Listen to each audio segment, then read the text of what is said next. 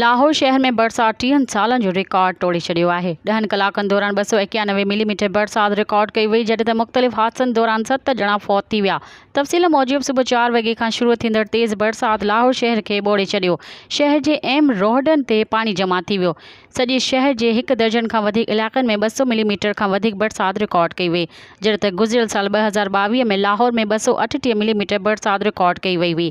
लाहौर जे commissioner Mohammad Ali Randhawa ॿुधायो त उन खां अॻु 2018 में लाहौर में 288 मिलीमीटर बरसात रिकॉर्ड कई वई हुई। गुज़िरियल 30 सालनि दौरान लाहौर में एतिरी घटि वक़्त में बरसात नाहे पई। मज़ीद ख़बरनि ऐं तफ़सीलात लाइ विज़िट कयो असांजी वेबसाइट www.awamiNewsHD.com ऐं ॾिसंदा रहो अवामी न्यूज़ HD।